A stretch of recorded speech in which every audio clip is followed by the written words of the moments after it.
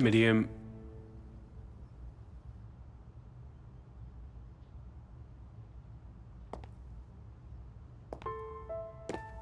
¿Qué pasa, Levent?